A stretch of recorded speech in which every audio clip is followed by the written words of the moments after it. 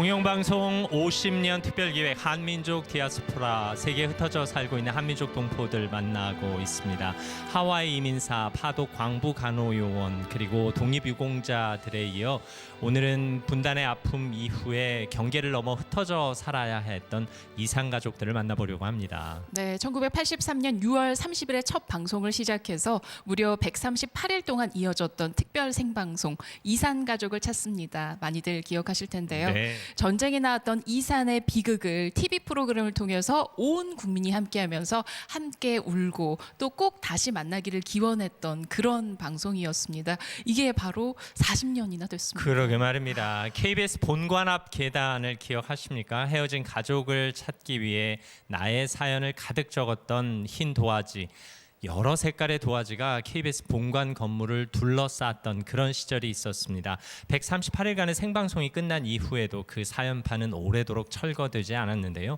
그 사연판이 이산가족 만남의 결정적인 역할을 했죠. 그렇습니다. 그때 방송을 떠올리면요, 이분할된 화면 속에서 수십 년 만에 만난 남매가, 형제가, 자매가, 또 가족들이 서로를 바라보면서 기억을 더듬어가던 그런 모습들이 떠오르는데요.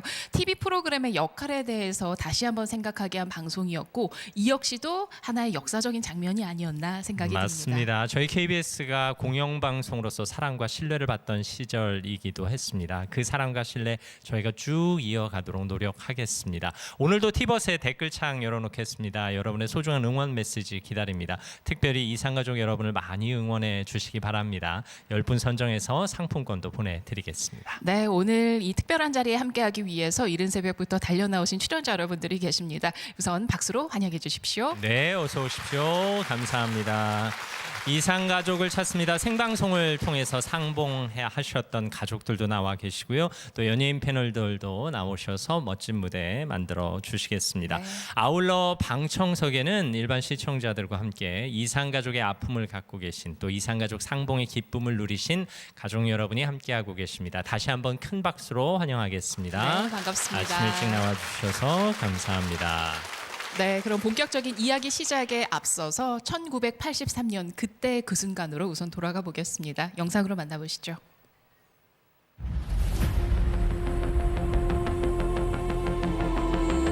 함흥하고 훈남 사이에서 서로가 갈라졌는데 20살 때 헤어졌어요. 올라보니까 안기세요. 8살 헤어진 거예요.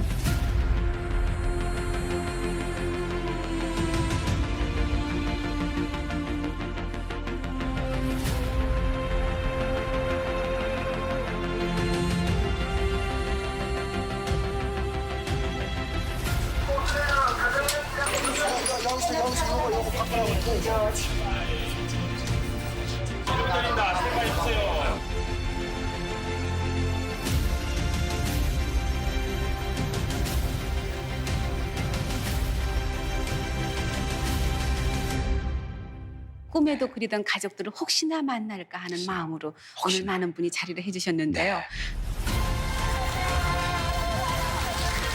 내가 이따가 이제 왔어. 내 모자가 만나셨어요. 맞는답니다. 맞아요. 세상에 이럴 수가 없어. 이제 집에도 왜 가져왔어? 오빠! 아이고,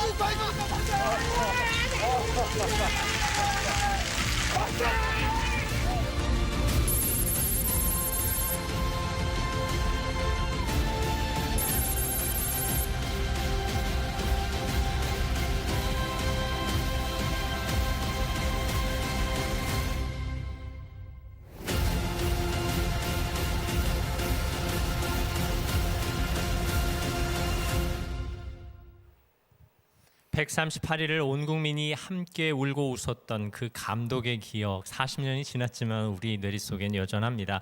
조금 전 보신 화면들 아마 여전히 생생하게 기억하실 텐데요. 그 화면 속 주인공이 또 이 스튜디오에 나와 계십니다. 네, 이분들과 함께하니까 오늘 방송이 또 남다르게 느껴지는데요. 맞습니다. 자, 이산가족을 찾습니다. 이 특집 생방송 이야기하면서 진행자 이지연 아나운서를 또 빼놓고 얘기할 수가 없죠. 네. 영상 보고 나니까 또 생생하시죠. 그러니까요. 아니 근데 40년이 흘렀는데도 지금도 또 울컥하는 그런 네. 느낌인데 KBS 한국방송 공영방송 50주년 특집 프로그램 가운데 이산가족이 또 빠질 수가 없죠.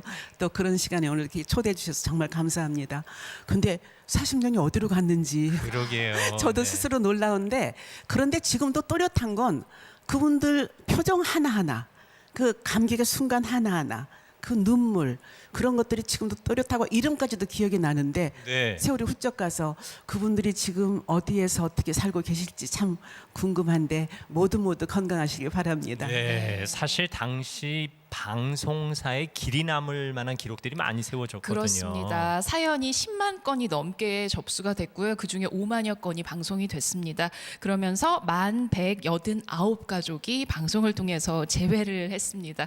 어마어마한 기록이고 수치인데요. 네, 저희도 방송을 하고 있습니다만 똑같은 생방송을 138일을 계속 밤낮 없이 진행해야 한다는 게 얼마나 부담스러우셨을까 싶습니다. 그러게요. 사실 처음에는 이렇게 오래 갈 줄 상상도 못 하셨던 거겠죠. 그렇죠. 네.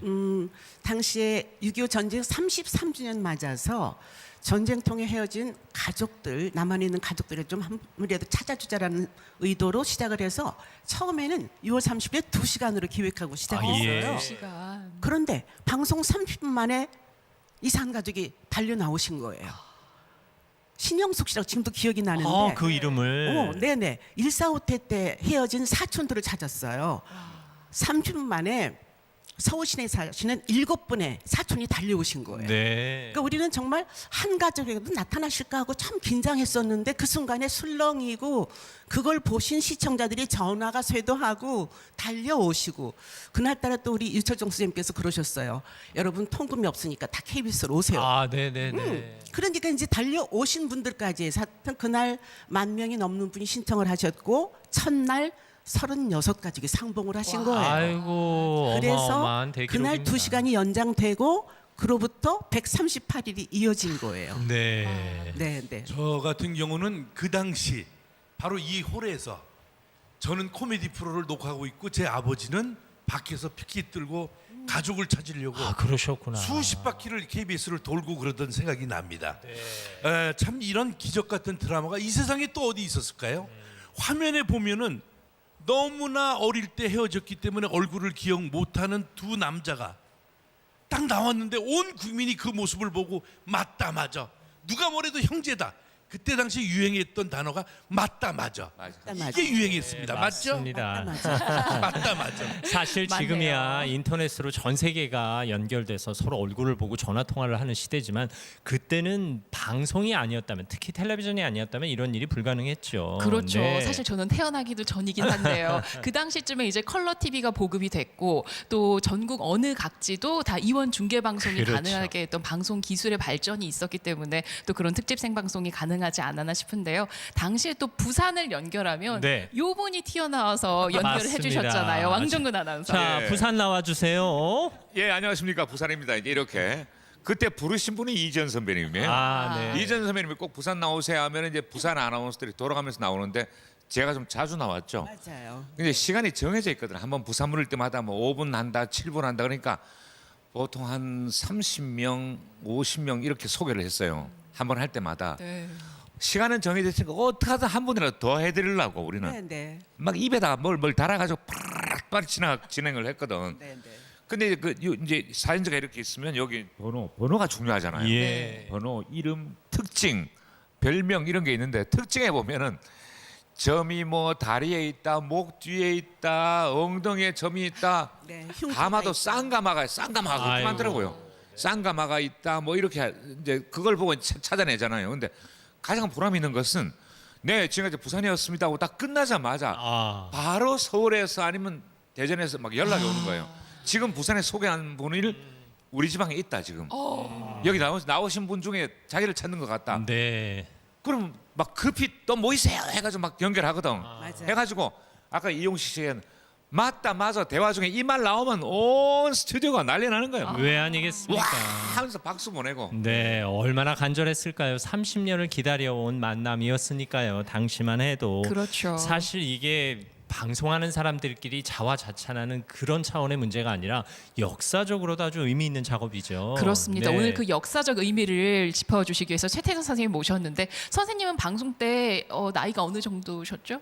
굳이 제가 그때 초등학교 6학년이었어요. 아유, 저는 그래도 고등학교 다녔어요. 네. 근데 제가 기억나는 게 뭐냐면 제가 태어나서 처음으로 TV 프로그램 보면서 눈물을 흘렸던 첫 번째 네. 프로인데 어쨌건 이 TV 프로그램은요 정말 이 전쟁의 비극이 얼마나 큰지 그 비극 속에서 이산가족들은 얼마나 아팠는지 그 아픈 상처를 또 이 KBS가 어떻게 치유해야 되는지를 잘 담았던 그런 프로가 아닐까라는 생각이 드는데 덕분에 이 이산가족을 찾습니다 프로그램은요 TV 단일 프로그램으로는요 세계 최초로 유네스코 세계 기록 유산에 등재된 그런 프로그램입니다. 아니, 진짜 제가 역사하는 사람으로서 너무너무 참 잘했다라는 생각이 들어서 이번 기회에 한번 KBS에 한번 큰 박수 한번 보내면 어떨까요? 아이고 네. 감사합니다. 잘했습니다. 아유, 이렇게 말씀하시면 저희가 몸둘 바를 모르겠습니다. 사실 그 기록은 KBS 아카이브에 오래도록 보존돼 있습니다. 말씀하신 대로 유네스코에서 세계 기록유산으로 지정돼 있는데요. 이지연 선생님, 사실 이게 과거의 기록일 뿐만 아니라 지금 현재도 세계가 주목하고 있다면서요. 네, 저도 깜짝 놀라서 제가 그 인터뷰 요청을 받고 감사합니다고 인사했는데 세계적인 통신사인 블룸버그 통신에서 우리 KBS의 이산가족을 찾습니다 40주년을 맞이해서 네. 그리고 휴전 70주년을 기념하기 위해서 지금 이산가족들의 현실을 다시 다큐로 독립영화로 제작하겠다고 연락이 왔어요. 그래서 우리 허연철, 허연옥 남매하고 저하고 오늘 그 기자를 만나서 4월에 촬영 들어가거든요. 정말 감사한 일이죠. 네. 아유, 또 전 세계에 알려질 수 있는 좋은 기회가 네. 되겠네요. 그러게요. 자, 오늘 이 뜻깊은 자리 함께하기 위해서 장민호 씨도 나오셨는데요. 장민호 씨 어릴 때 이산가족을 찾습니다 보셨던 기억 나세요? 사실 그때 저는 굉장히 어렸어요. 한 5살, 6살. 그래서 정확하게 기억은 안 나는데 그때 그 관객석에서 그 사연을 빼곡히 적은 그 종이를 들고 이제 관객석에 계실 때 그때 지금보다 많이 젊었던 서른도 선배님께서 그곳에서 노래를 불렀던 장면은 정확하게 기억이 나는 것 같아요. 네. 아직도 그 임진각의 그 잃어버린 30년 노래비가 있고요. 무엇보다도 실향민의 마음을 잘 담은 곡인 것 같고 사실 지금처럼 막 SNS나 인터넷이 없던 시절이라 그 종이 한 장이 굉장히 간절했을 그럼요. 텐데 그때 그 간절한 마음의 얼굴이 아직도 그 굉장히 슬픔과 그 애잔함이 가득 맞습니다. 담겨있던 기억이 맞아요. 있습니다. 그때 네. 우리 서른도 씨가 신인 가수였잖아요. 네. 그러면은 가수라기보다는 실은 우리 스텝 같았어요. 늘 같이 나와서 이산가족 사이에 앉아 있다가 큐 사인 주면 일어나서 비가 오나 눈이 오나 노래를 시작해요. 그리고 또 앉았다가 계속 이산가족 사연판도 같이 써주기도 하고 물도 떠다 드리고 그래서 지금도 누나하고 서로 가까운데 네. 지금의 스타가 된 게 이산가족 때문이잖아요. 우리 서른도 씨가. 맞습니다. 그렇죠? 사실 오늘 알리 씨도 함께 하셨는데 이따 멋진 무대 보여주시겠지만 네. 젊은 세대들도 매체를 통해서 영화를 통해서 이 방송은 다 알고 계시잖아요. 예, 저는 국제시장이라는 영화를 통해서 이상한 가족을 찾습니다 방송을 알게 되었는데 제가 아이를 낳고 또 엄마가 되다 보니까 전쟁통에 생이별을 한다는 게 어떤 아픔인지 맞습니다. 정말 가늠이 안 되더라고요. 게다가 또 그 사연판에 이름도 잘 모르셔가지고 네. 너무 워낙 어렸을 때 생이별을 하셔서 그래서 이제 물음표를 적으시거나 아니면 뭐 별명을 적으시거나 이런 사연판들을 봤어요. 와, 이게 가늠이 안 되더라고요. 얼마나 외로우셨을까, 얼마나 막막하셨을까. 그러니까요. 지금도 좀 가슴도 많이 뛰고 막 눈물이 나려고 해요. 네, 그 당시에 상봉했던 마녀 가족 그 어느 만남이 감동스럽지 않았겠습니까? 하지만 유독 우리의 기억 속에 오래 남아 있는 장면이 있습니다. 그렇습니다. 네. 헤어질 당시에 오빠는 6살이었고 동생은 4살이었다고 해요. 방송을 통해서 재회하던 그 모습 우선 화면으로 만나보시죠.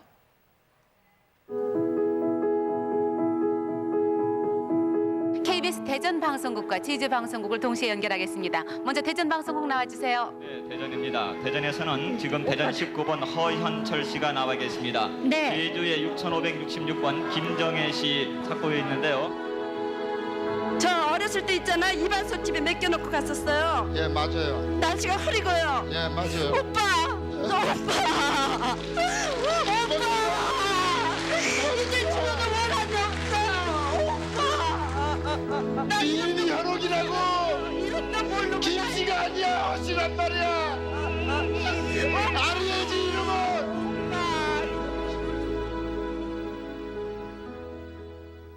김씨가 아니라 허씨란 말이야. 성도 모르고 살아왔던 30년 세월이 저 만남을 통해서 보상 받으셨습니다. 오늘 그 화면 속 주인공이 지금 이 자리에 와 계십니다. 맞아요. 지금 봐도 참 닮으셨네요. 네. 아니 근데 허연옥 선생님 4살 때 헤어졌으면 아무것도 기억이 안 날 것 같은데 어떻게 처음에 저 당시에 오빠 보시고 오빠 이러고 알아보셨어요? 그 방송 되기 전에 제가 꿈을 꿨거든요. 네. 꿈을 꿨는데 오빠가 바바리 입고 나왔어요. 내가 오빠다면서. 아, 그러면 저분이 오빠로구나. 그런 찰나에 좀 있으니까 방송을 하더라고요. 그래도 저도 아유 나도 한번 저기 나가봐야지 하고 했어요. 그래서 사람들이 너무 많았어요. 제 번호가 6566번이었어요. 아유, 번호도 기억하시는군요. 네, 그걸 보고 아 우리 오빠로구나 해가지고 그냥 너무너무 감격해가지고 얼마나 울었는지 몰라요. 아이고, 그때 당시. 하늘이 도우셨네요. 꿈에서 미리 오빠의 모습을 보여주신 셈이 그러게 됐어요. 말이에요. 네. 그리고 방송에 나오게 해서 KBS 방송에 나오게 해서 너무 감사합니다. 네. 더군다나 오늘따라 앞침마당에 나와서 더군다나 더 감사합니다. 아이고 저희가 감사합니다. 고맙습니다. 네. 예. 40년 만에 또 방송에 나오신 셈이네요. 네네. 오빠께서는 지금 아주 의연하게 앉아 계신데 사실 헤어질 때 오빠의 나이도 6살이었거든요. 그러니까요. 네. 6살이었지만 그 어린 동생 꼭 찾기 위해서 평생 아주 노력을 많이 하셨다고 들었어요. 네. 그래도 이제 나이가 들어서 회사에 취직도 하고 이제 언론이나 또 TV 방송이나 동생을 찾으려고 노력을 많이 했어요. 중요한 건 신문을 그렇게 봐도 사람 찾습니다가 사진이 뭐니 이런 게 자료가 안 나왔어요. 아.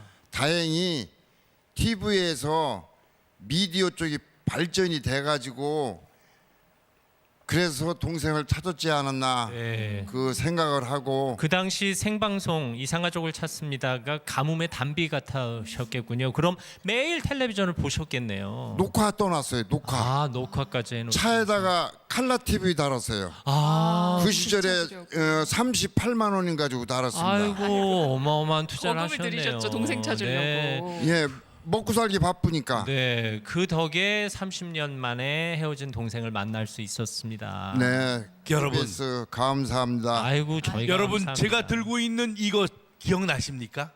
바로 이것이 그 당시 출연했던 분들이 실제 들고 있었던 그 사연판입니다. 정말 보석보다 더 귀하죠. 그때는 뭐 이름도 모르고 주소도 모르고 전화번호도 있겠습니까? 아무 소식도 없는 그것을 KBS 때문에 KBS가 아니었으면 평생 헤어져서 살았어야 되는데 정말 그 인연을 맺어주게 한 이 사연판 이건 정말 기적이라고 할 수밖에 없죠. 네, 그 시절 사연의 잉크가 마르지 않은 것처럼 어쩌면 이산가족의 아픔도 여전히 마르지 않았고 또 이산가족 상봉의 기쁨도 여전히 마르지 않았습니다. 그렇습니다. 네. 전쟁으로 인해서 얼마나 많은 이 고아, 전쟁 고아들이 생겼습니까? 제대로 성씨도 모른 채 평생을 살아오신 분들도 많았는데요. 이런 분들에게는 KBS 특별 생방송 이산가족을 찾습니다가 정말 어떤 마지막 희망이고 동아줄이었을 것 같아요. 맞습니다. 6.25 전쟁 그 과정을 통해 가지고 무려 전쟁 고아가 10만 명, 어마어마한 숫자가 발생을 하죠. 전쟁의 과정 속에서 가장 큰 피해를 입은 계층들이 어린이들이 아닐까라는 생각이 드는데 그러다 보니까 지금 말씀하신 것처럼 자신의 성도 모른 채 이별을 해야 되는 어떤 그런 상황이 왔고요. 특히 상봉자 중 33%는요 자신의 나이를 정확히 몰랐다고 하니까 얼마나 그랬군요. 안타까운지 몰라요. 네, 사실 그 시절에 138일간 생방송을 하기 위해서 뭐 방송국에서 일하는 제작진은 당연한 거고 네. 자원봉사자들이 어마어마하게 힘을 그렇죠. 보태셨다면서요. 워낙 많은 분들이 이산가족이 정말 많았잖아요. 네네. 그러니까 우선 질서 유지가 필요하니까 대학생들이 도움을 많이 줬어요. 그러니까 대학생들이 많이 오셔가지고 질서 유지 시켜주고 그다음에 그 사연판을 왜 이쁜 글씨로 잘 써야 되니까 잘 알아볼 수 네네. 있도록 그걸 또박또박 정성 들여서 다 써주고 그다음에 전화 받는 게 중요하거든요. 아, 조금 전에 나오신 분이 제가 찾는 분 같습니다. 서로 이런 연결해 주는 거. 그 전화 받는 것도 대학생들이 해주시고 참 많은 분의 희생이 있었습니다. 그리고 이제 그 당시에 나오신 이산 가족들 가운데는 글을 모르는 분들이 많이 계시니까 오셔서 하나하나 말씀해 주시면 이름이 어떻게 되세요? 이름 모름, 부모님은요? 부모님 모름, 고아원에서 이름 지어줬어요. 이런 그 사연판을 다 적어줬었는데 사연판을 붙이는 데가 이제 KBS 벽을 사다리까지 네, 높여서 붙였는데도 아이고. 모자라니까 KBS의 그 환풍구까지 붙이는 것까지뿐만이 아니라 중계차에도 붙이고 그러다가 나중에는 여의도 공원이 그때는 광장이었거든요. 광장으로 하나 붙이기 시작하더니 그 넓은 광장에 다 붙였어요. 정말 지금도 고마운 게 서로 하나 사연 하나 겹치지 않도록 길을 따라갈 수 있도록 만들어주신 게 정말 고마웠었어요. 네, 그 시절에 애써 주셨던 자원봉사자 여러분 정말 감사합니다. 또 138을 밤낮 없이 시청해 주셨던 시청자 여러분도 감사하고요. 사실 이게 우리 마음속의 한 장면이긴 합니다만 역사 속에서도 의미 있는 한 장면이겠죠. 최태성 선생님. 네, 정말 제가 생각할 때 저는 이 KBS가 그 당시에 어떤 역할을 했을까 고민을 많이 해봤는데요. 바로 이 시대의 사람들의 이야기를 담아낸 바로 우리 시대의 사관의 역할을 한 게 아닐까라는 생각을 다시 한번 해보게 됩니다. 네, 하지만 한편으로는 여전히 만나지 못한 가족들도 있습니다. 아울러 그 당시에 10만여 건의 접수 사연을 모두 방송에 드리지 못하고 5만여 건 중에 마녀 가족만 상봉을 했었는데요. 이산 가족의 아픔은 분단 70년이 지난 이후에도 계속되고 있다고 봐야 그렇습니다. 되겠죠. 아직도 만나지 못한 가족을 그리워하면서 시간이 흐르면서 더 깊어진 그리움과 외로움으로 눈물을 흘리신 분들 아마도 지금 오늘 이 방송에 또 눈과 귀를 모으고 계실 텐데요. 이분들의 아픔을 위로하기 위해서 알리 씨가 따뜻한 노래 선물을 준비했습니다. 자, 여러분 알리 씨의 노래 잃어버린 30년 박수로 정해 주시죠. 네.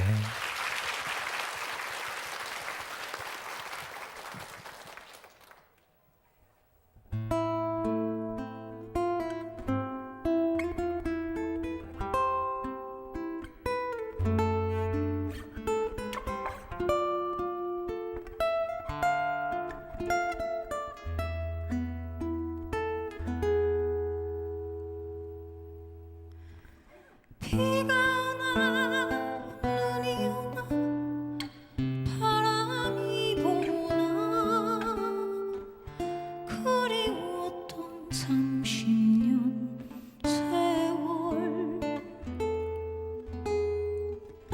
의지할 곳 없는 이 몸 서러워하며 그 얼마나 울었던가요.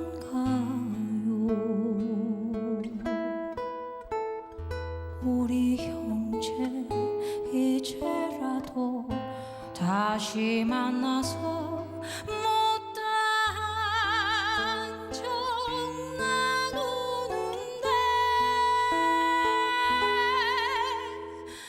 어머님 아버님 그 어디에 계십니까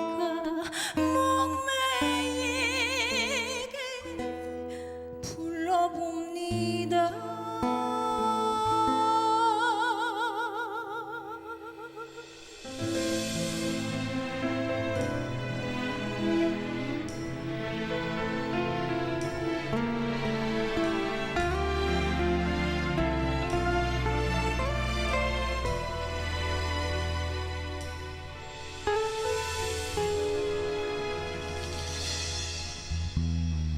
내일일까 모레일까 기다린 것이 눈물 맺힌 30년 세월 고향 잃은 이 신세를 서러워하며 그 얼마나 울었던가요.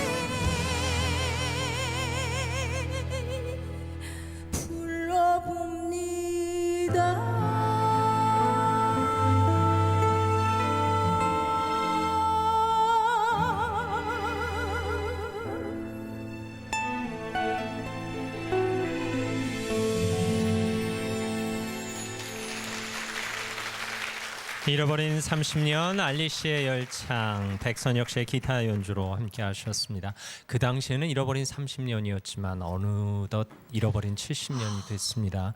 여전히 만나지 못한 이산 가족의 아픔을 또 저희가 이 시간 느껴봅니다. 네, 특별 생방송 이산 가족을 찾습니다. 당시에 무려 138일 동안 이어지면서요. 또 다른 기적을 낳게 됐습니다. 이 방송이 전 세계로 소개가 되면서 북한에 있는 가족 상봉에 대한 열망이 또 끌어오르기 시작했던 거죠. 네, 맞습니다. 이 당시 KBS의 그 이산 가족을 찾습니다는요, 전 세계적으로 엄청난 화제를 불러일으킵니다. 그래서 주요 방송사에서 인공위성을 통해 가지고 생중계를 할 정도로 굉장히 많은 관심을 보였는데요. 심지어는 83년도에 미국 대통령, 그 당시 그 레이건 대통령이 국회를 방문했을 때 이산 가족을 찾습니다 이 프로그램을 언급을 하면서 북한의 협조를 요청하게 되죠. 바로 이런 시대적 배경 속에서 드디어 1985년이었죠. 바로 남북 분단 이후 최초로 남북 이산 가족 상봉이 이루어지는 그 결과를 끌어내게 됩니다. 맞습니다. 그 이후로 21차례에 걸쳐서 남북 이산가족 상봉이 이루어졌고 많은 이산가족들이 상봉의 기쁨을 누렸습니다. 네, 여기 계신 이지연 아나운서도 2000년 8월 15일에 드디어 북한에 있는 오빠를 만나셨잖아요. 당시의 영상 저희가 준비했습니다. 함께 보시죠.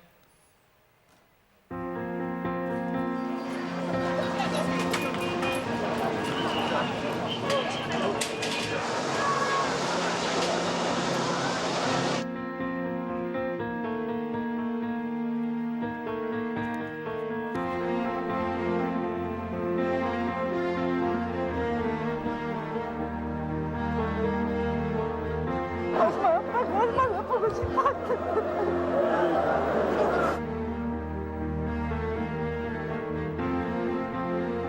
연출가예요. 영화 연출을 한다고.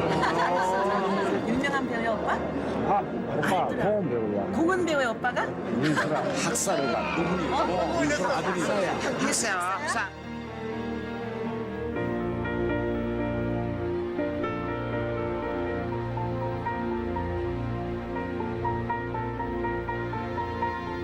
기다린 세월에 비하면 턱없이 짧은 만남이었지만 지금 보신 것처럼 눈물과 웃음을 오고 가는 네, 감동스러운 만남이기도 했습니다. 그렇게요. 네. 당시 한 50년 만에 오빠를 만나셨던 아. 거죠. 네네. 그러니까 전쟁통에 오빠가 18살에 이제 헤어지게 됐는데 그 뒤에 생사를 알 수가 없었어요. 부모님께서 아버님이 68세 돌아가실 때까지도 오빠를 찾기 위해서 그렇게 많은 노력을 하셨는데 결국 못 보고 떠나셨거든요. 그런데 68세 오빠가 나타난 거예요. 아버지의 나이로. 상봉장에 딱 저기서 걸어 들어오시는데 아빠가 오신다라는 생각이 드는 거예요. 그렇게 3박 4일 짧은 만남, 한 3번 만나고 단체 상봉? 그리고 지금 20년이 지났는데 지금도 이제 소식을 모르거든요. 그렇게 헤어지고 나서 묘비에, 부모님 묘비에 아들 이름 석자를 올려드렸어요. 그러게요. 외아들이었기 때문에 네. 참 지금도 참 한이 남아요. 제2차의 이산이 또 된 거거든요. 네. 네. 물론 그 짧은 만남이 그 한을 달래주긴 했지만 또 다른 한으로 남아있는 그 아픔은 이산가족들에게 여전합니다. 그러게 말입니다. 오늘 스튜디오에서도 이 남북 이산가족 상봉을 통해서 가족을 만났던 주인공 모셨거든요. 용식 쌤께서 소개해 주시죠. 네, 두 분을 모셨습니다. 이 자리에 모시게 돼서 영광입니다. 김광호 아버님. 네, 북한에 있는 어떤 가족을 만나셨나요? 네. 사실 일주일이면 다시 돌아온다고 했는데 세월이 이렇게 흘러서 네. 2018년 8월 20일 날 68년 만에 제 동생을 만났습니다. 아유, 동생을 만났어요. 그 만남은 뭐 말할 필요도 없죠. 너무나 가슴이 벅찬 만남이었고 내가 그때에 동생한테 그랬어요. 야, 우리 앞으로 10년만 더 살자. 10년만 더 살아서 다시 한번 만나자 이렇게 얘기를 했는데 그리고 그때만 해도 적십자 등에서 영상 통화 등을 준비하겠다고 이렇게 말씀을 하셨는데 지금까지 5년 이상 흘러가는데 아직도 소식이 없어서 정말 안타깝고 가슴이 좀 네. 뭉클합니다. 아유, 저희가 다 송구합니다. 영상 통화를 못하는 나라 이게 참 답답합니다 지금. 그 옆에는 또 우리 어머님 나오셨는데 정혜수 어머님. 아 누굴 만나셨나요? 예, 저는요 예. 사촌을 만나러 나왔는데 네. 몇 년 전에도부터 신청을 해도 소식이 없어요. 아유. 소식이라도 좀 알았으면 좋겠어요. 이때까지 한 번도 못 만났거든요. 그래서 소식이라도 한번 어디에 살아 있는가나 그거라도 좀 물어봤으면 좋겠어요. 참 하루 빨리 상봉하시기를 정말 저도 기도드리겠습니다. 아유, 감사합니다. 예. 정말 나름대로 저도 이제 이산 가족의 한 사람이지만은 정말 이 꿈은 꼭 이루어진다고 하는데 빨리 이루어지길 또 나름대로 또 항상 기도하겠습니다. 아이고 그게 언제인지.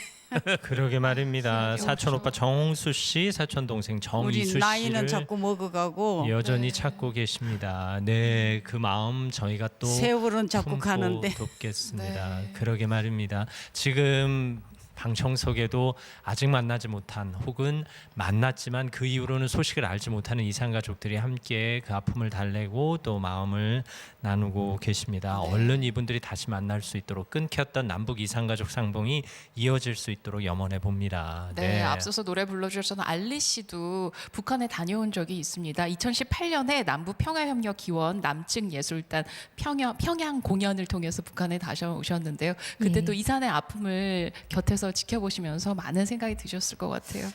저는 이제 사실 전쟁을 겪어보지를 못하고 이제 책 교과서나 아까도 말씀드린 그런 영화 매체를 통해서 알게 돼서요.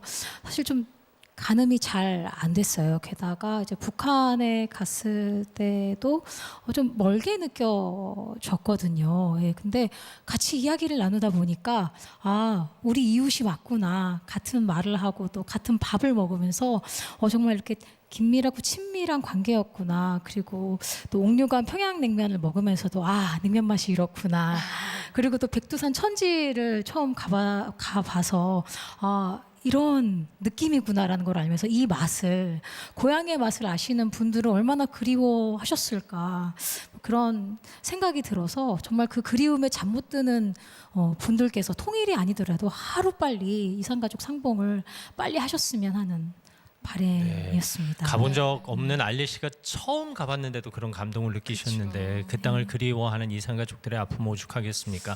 저도 개인적으로 2002년에 남북 공동성명을 기념하기 위한 남북 교향악단 합동음악회 사회자로 평양을 방문한 적이 있습니다. 그때 만났던 북한 동포들은 이제 통일이 머지 않았다라는 이야기를 많이 하고 있었거든요. 그로부터도 20년이 넘게 그러니까요. 흘러버렸네요. 서로 소식조차 주고받지 못한 이 환경이 너무 가혹하다는 생각이 듭니다. 맞습니다. 이게 우리가 사실 정상적 사회에 살고 있다고 생각하지만 아버지가 딸을 보고 싶은데 보지 못하고 아들이 어머니 보고 싶은데 보지 못하는 사회가 과연 정상적인 사회라고 할 수 있을까라는 그런 의문이 들어요.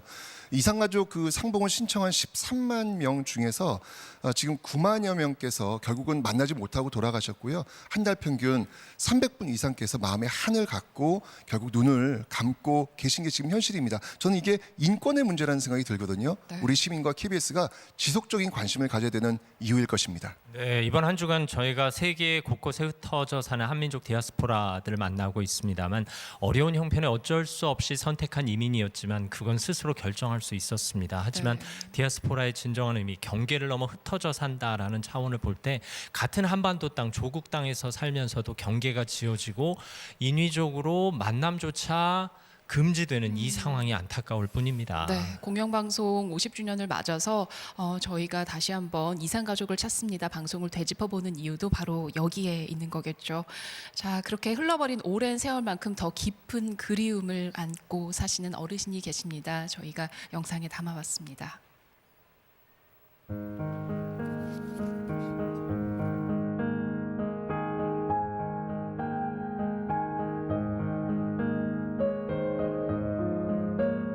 내 이름은 송창수입니다.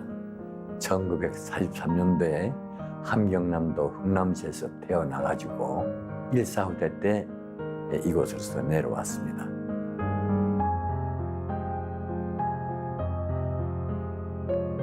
누나와 형님은 한 사람은 공부하러 다녔고 누나는 평양에 이제 승진해서 교육을 받으러 갔기 때문에 헤어지게 되고, 아버지는 큰 집에 갔다가 중공원이 들어오는 바람에 길이 차단돼가지고 집으로 귀가 못하고, 어머니하고 태어나서 보름 되는 여동생하고 일시 피난하게 되는 그런 이유 때문에 지금까지 73년간 이산 가족으로 평생 마음 아프게 그리워하면서 살고 있습니다.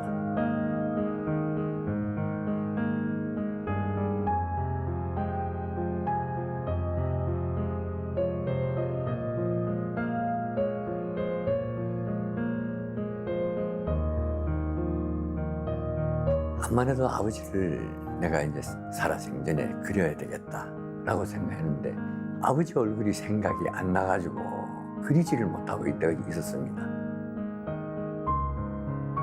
단지 생각나는 게 수염밖에 생각 안 나는 게 그 수염을 바탕으로 해가지고 어머니의 조언이 여동생은 아버지를 좀 닮고 이랬다 해서 그 여동생의 얼굴과 이런 걸 상상하면서 그림을 그려봤습니다.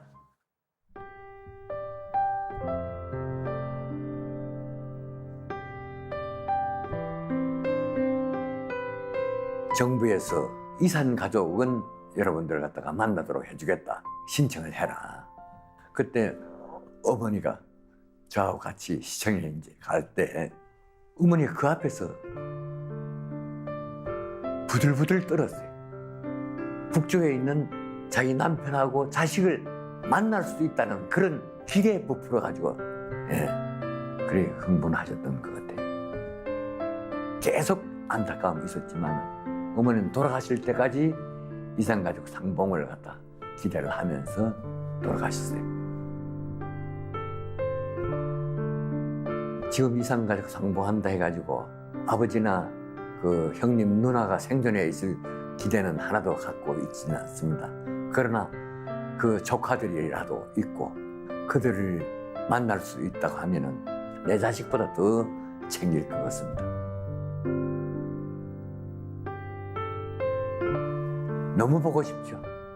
그냥 꼭 껴안고 말을 대신하는 거예요. 거기서 무슨 말이 필요합니까, 그죠?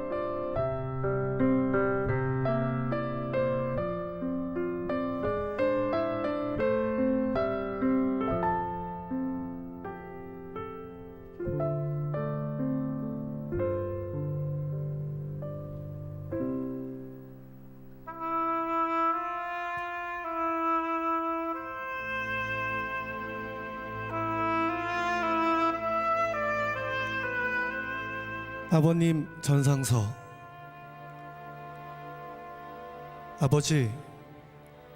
아버지라고 불러본 게 73년 만입니다. 너무 그리웠던 아버지를 소리내 불러보니 아버지의 빈자리로 힘겨웠던 아들의 눈에는 눈물이 고이고 가슴이 벅차고 아파옵니다. 아버지, 하늘나라에서 어머니를 만나셨나요? 어머니는 홀로 우리 남매를 키우며 모진 고생을 하셨습니다. 하늘에서 만나시거든 꼭 안고 위로해 주세요. 아버지, 당신의 아들로 살 수 있어 행복했습니다. 다시 만나는 그날까지 어머니와 못다 한정 나누면서 편히 계세요. 아들 송창수 울림.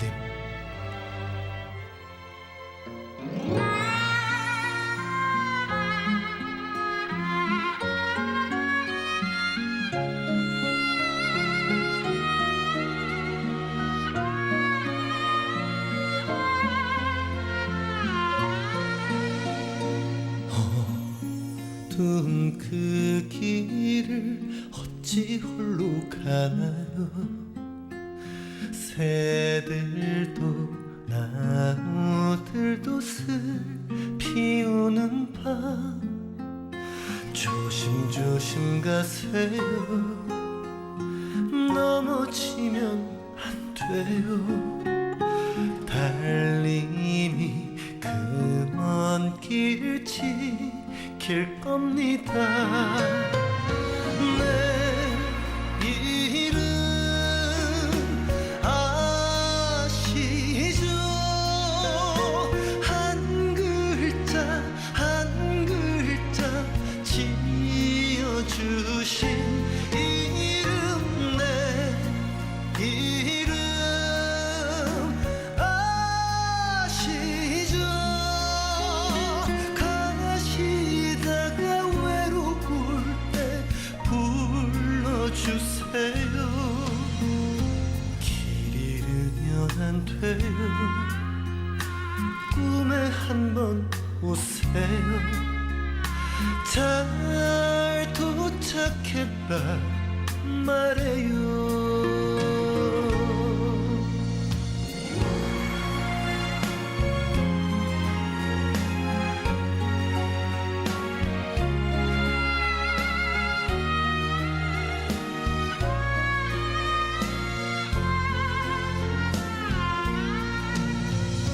조심조심 가세요.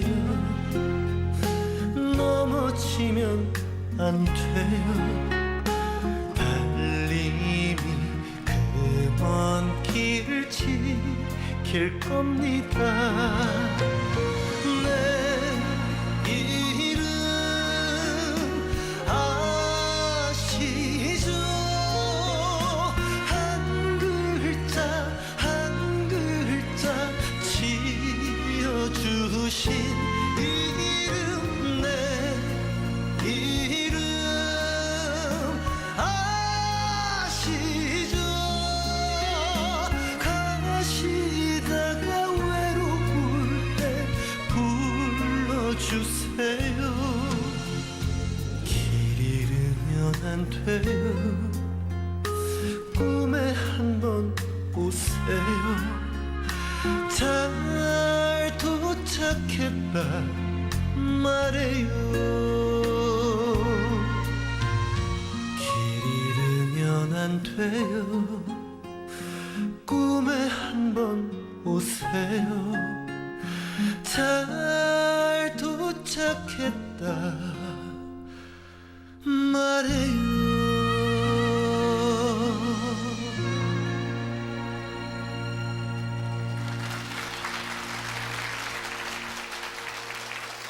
꿈에라도 한번 보기를 원했던, 이름이라도 기억하기를 바랬던 이산가족의 아픔이 절절히 드러난 노래 내 이름 아시죠?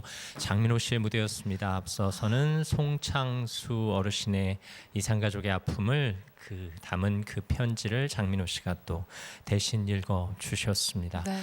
공영방송 50년을 맞이해서 보내드리고 있는 한민족 디아스포라, 오늘은 이산가족의 아픔을 함께 나누고 있습니다.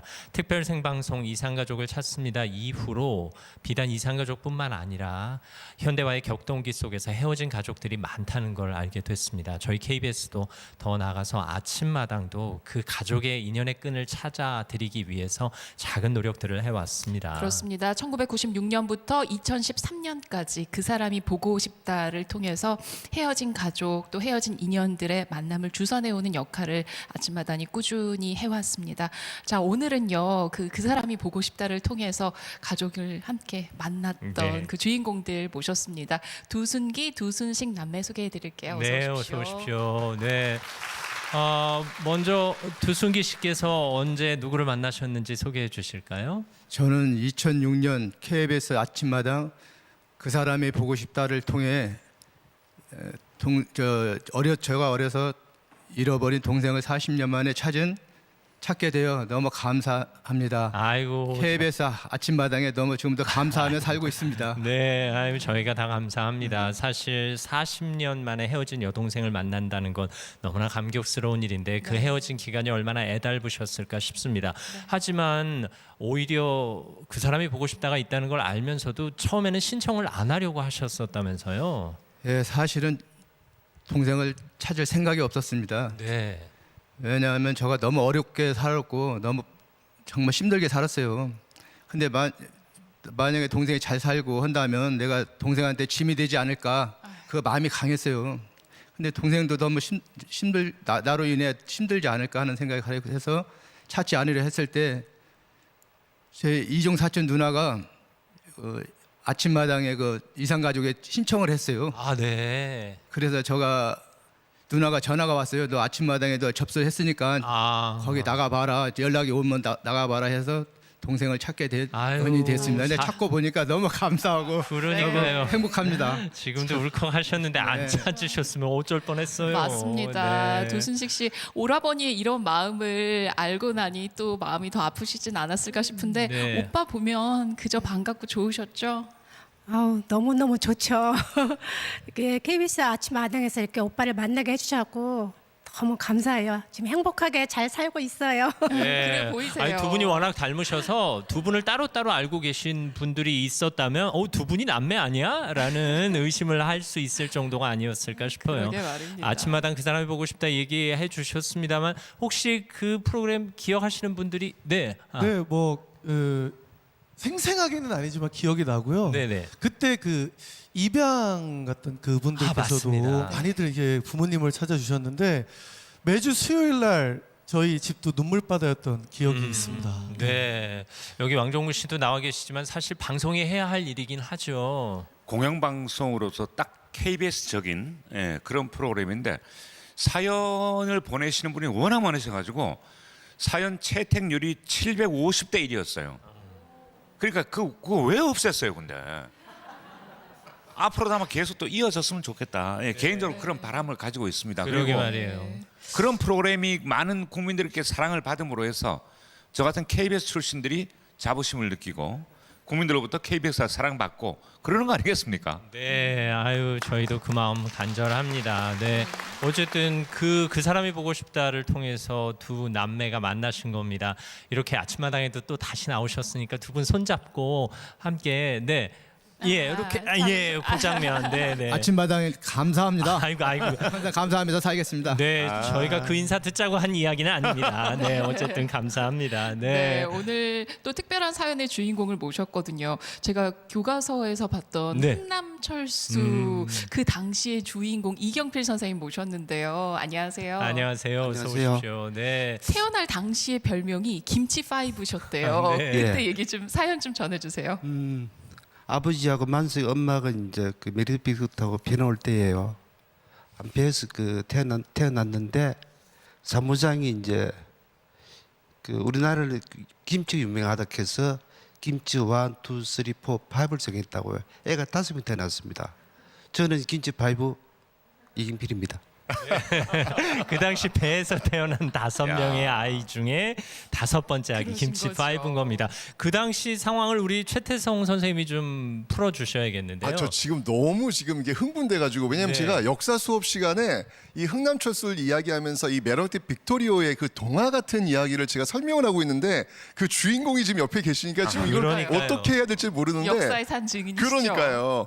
당시 이 메르디트 빅토리오는요 군수품을 싣는 그런 배였거든요. 그래서 정원이 60명이었는데 선원이 47명이었습니다. 그래서 태울 수 있는 사람은 13명밖에 안 돼요. 그런데 그때 군수품과 물자를 다 내리고 거기에 사람을 태운 거예요. 무려 13명, 태울 수 있는 13명에 1000배가 넘는 14,000명을 태워가지고 내려오게 되는데 그 14,000명 중에서 태어난 김치5가 여기 계신 겁니다 지금. 우리 이경필 선생님은 그 당시 태어날 때 어머니가 만삭의 배로 그 사다리를 올라서 겨우 타셨는데 그야말로 출산하실 때 그 탯줄을 어머님의 치아로 자르셨대요. 그러면서 받아낸 아들이시기도 합니다. 그러십니다. 네. 아유, 당시 얘기 출산할 때 당시 얘기 어머니께 많이 들으셨죠? 어머님 그 말씀 잘 안 하시더라고요. 좀 수치스럽다고. 옆에 사람이 그러더라고요. 그 출산인데 준비를 안 하고 오신 것 같더라고요. 그러니까 이제 탯줄은 이빨 잘랐고 이가 잘랐고 그다음에 이제 애를 닦아야 될 거 아닙니까? 여자들 속치만 닦아가지고 보였다 그러더라고요. 네, 사실 지금으로서는 상상도 할 수 없는 일이죠. 13명 탈 수 있는 공간에 4,000명이 탔다. 그리고 그 그 상황에서 무사히 거제도까지 갔다는 것도 기적 같은 일이 아닐까 싶은데요. 게다가 73년 전에 거제도 땅에 내리셨는데 여전히 거제도에 살고 계시다고 합니다. 예. 네, 특별한 이유가 있으시다면서요?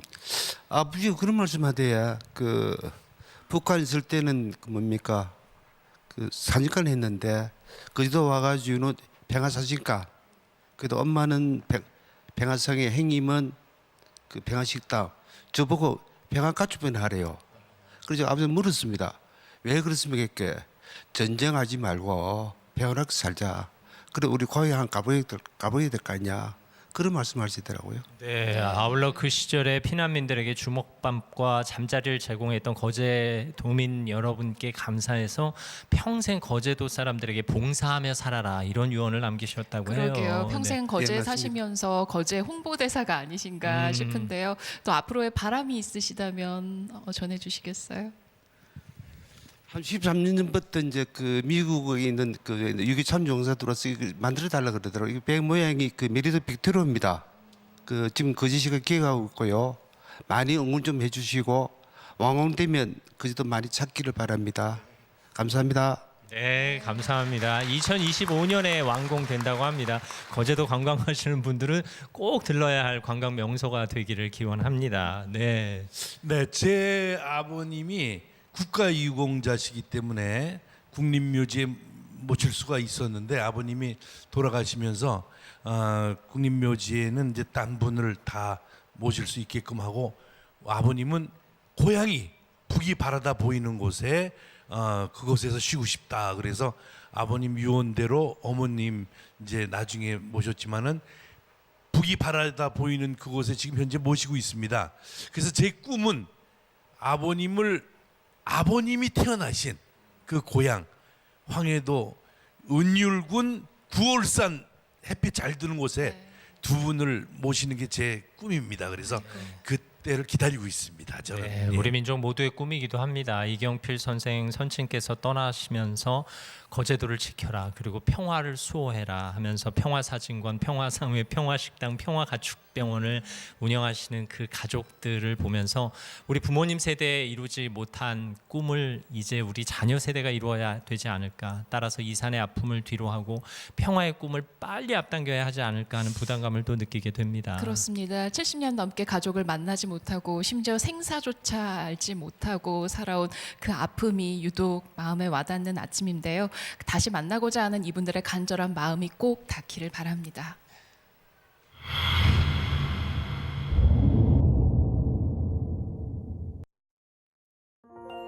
죽기 전에 한번 고향 땅이나 밟고 어머니 아버지도 다 돌아가셨을 거니까 무덤이라 보고서리 죽어서 죽겠습니다. 다른 거 소울. 난 진짜 우리 언니가 너무 보고 싶어요. 죽어도 한번 보고 죽었으면 좋겠어요. 난 죽어도 소원은 언니 이북 땅 좀 하는 콤맨 좀 왔으면 그게 소원이야. 어머니 너무나도 그립습니다, 엄마.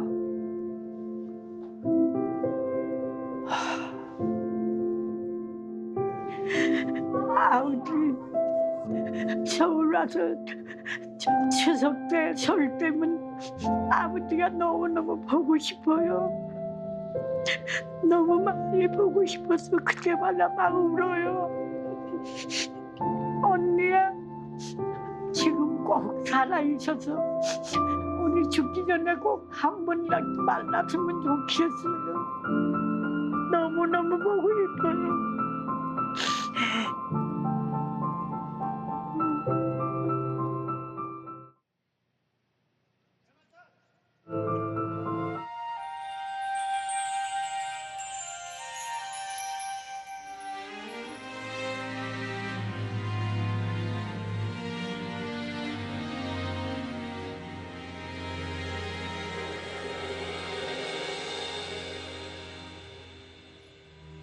우리 함께 가는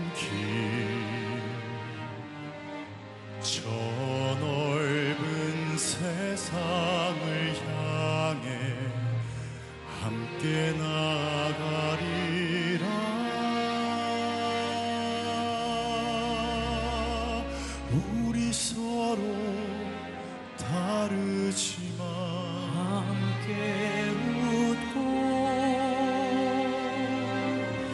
함께 숨쉬고 함께 살아가는 이곳이 우리가 꿈꾸는 나라. 아름다운 세상 우리가 이 땅의 주인이다운 세상 우리가 내일의 희망이다운 세상 아름다운 세상 우리 하나가 되리라.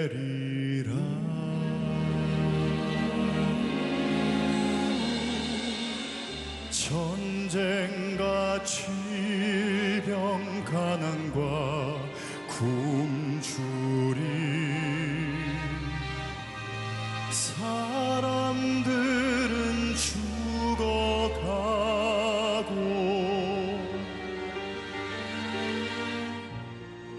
땅은 침묵하고 숲은 사라져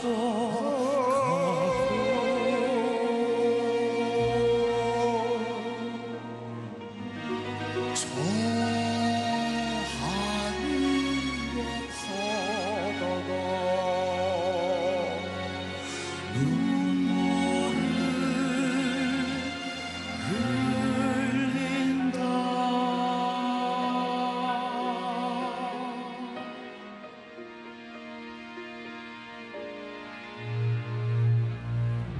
모두가 우리를 원하고 있어.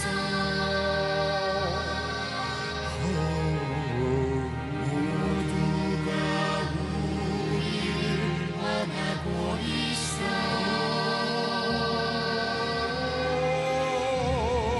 우리가 이 땅의 주인이고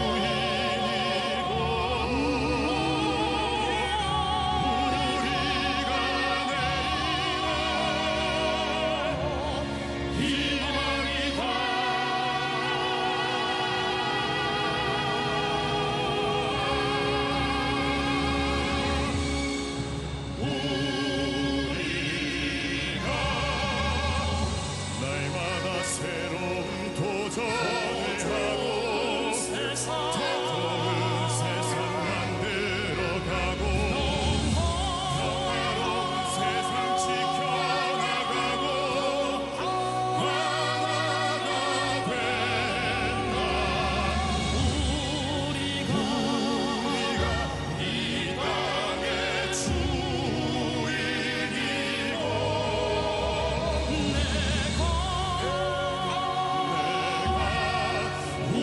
우리가 내일의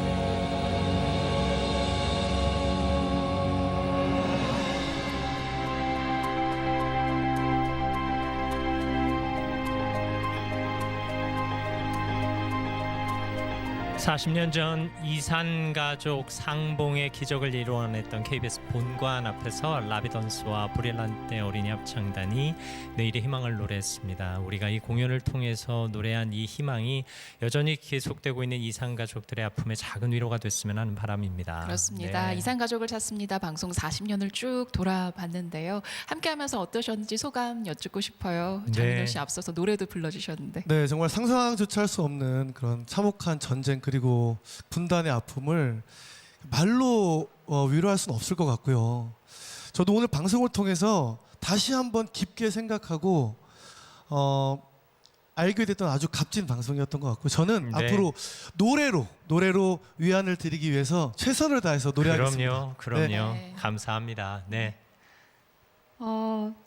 혈육이라는 게 이게 끊어지지 않는 거잖아요. 그리고 지울래야 지울 수 없는 거고요. 정말 아까도 영상으로 보셨듯이 만나고 싶고 보고 싶고 찾고 싶은 뿌리이니까 그 뿌리를 꼭 한 번도 빠짐없이 네. 만나셨으면 좋겠고요.